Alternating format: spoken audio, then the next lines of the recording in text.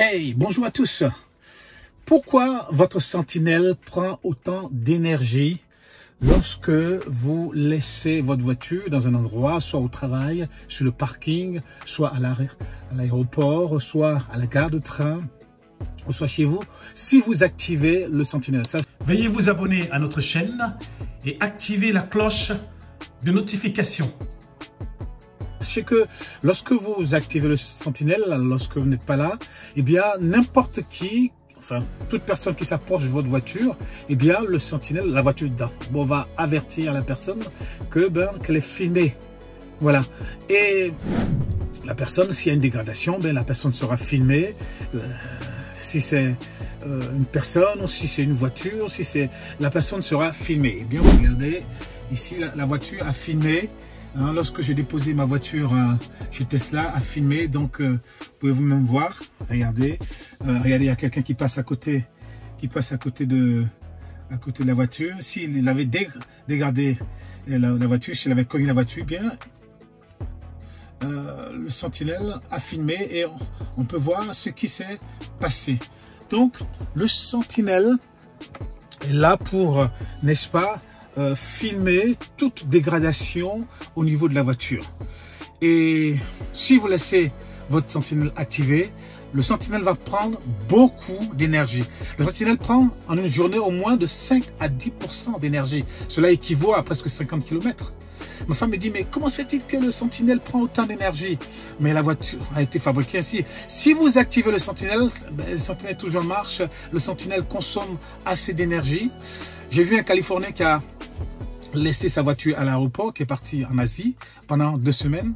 Et pendant 2 semaines, vous verrez que votre voiture, si vous l'avez chargée à 100%, pendant 2 semaines, si vous revenez, votre voiture sera à 0%. Parce que le sentinelle, si vous le laissez brancher, si vous le laissez activer, le sentinelle va filmer tout ce qui va se passer pendant les 2 semaines. Mais si vous voulez aussi, il y a des endroits, il y a des aéroports où vous pouvez brancher votre voiture. Je pense qu'en Californie, ça existe.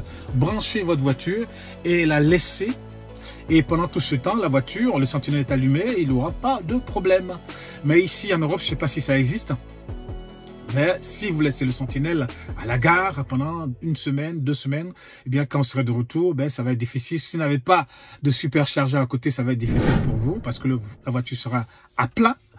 Donc, il est important de garer sa voiture. Si vous voulez, vous pouvez garer votre voiture dans un endroit, un parking peut-être sécurisé, où il y a une surveillance, où il y a des caméras. Et là, vous n'allez pas activer votre sentinelle.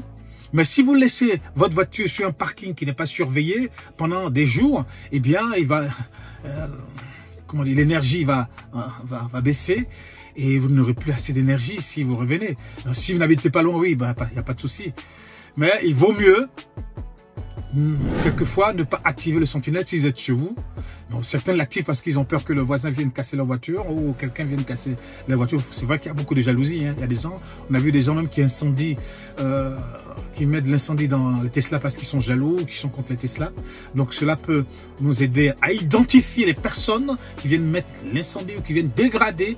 Certains viennent rayer la peinture, certains viennent faire n'importe quoi sur la voiture, casser les vitres de la voiture et après disparaissent mais ne se rendent pas compte qu'on les a vus. Certains même dans des parkings, les sentinelles les a filmés en train de certains voyous, ils vont voler des voitures et les sentinelles les a filmés et je pense que ils ont été localisés.